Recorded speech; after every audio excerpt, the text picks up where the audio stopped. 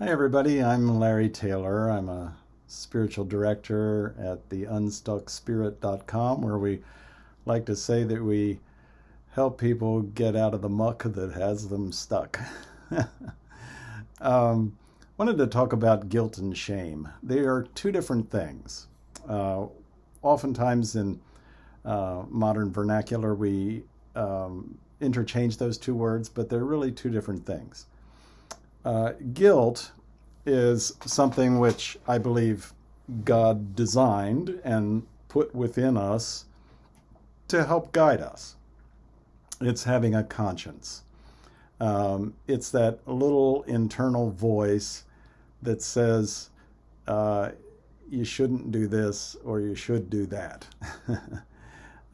Guilt comes when we violate our internalized moral code.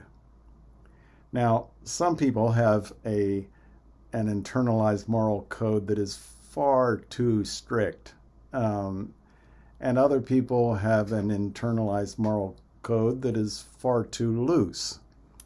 So we need to do some work with a good spiritual director or counselor to line up our internalized moral code with the moral code that comes from the Creator. When I violate that, I feel guilty, and that's okay. That's a good thing. It's good to feel a sense of guilt, because guilt simply says, I did something wrong. I made a mistake.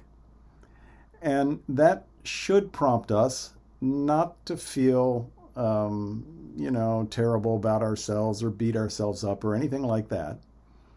But it should prompt us instead to just fix whatever the thing is, to apologize, to make amends, to try to reconcile the situation. So guilt is, I did something wrong. Shame is, I am wrong. Shame is, I am unworthy. Shame is, I am a terrible person.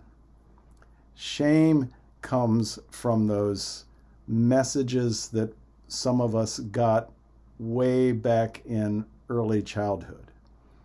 Some of us are deeply ashamed.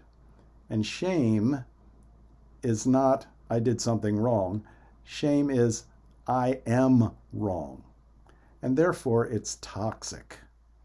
And it's really important that we work to rid ourselves of toxic shame. We're not trying to eliminate our conscience. We're not trying to get to the point where, we never feel like we did anything wrong. That would be narcissism. Instead, we want to have a healthy sense of, I made a mistake. I'm sorry I made a mistake. How can I fix it? But on the other hand, we don't want to carry around that toxic shame that says you're a bad person, you're essentially unworthy, that kind of thing. That's not good.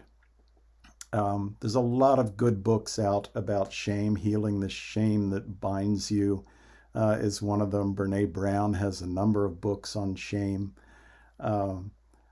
As I said, seek out a good counselor, a good spiritual director. They can really help you with that shame.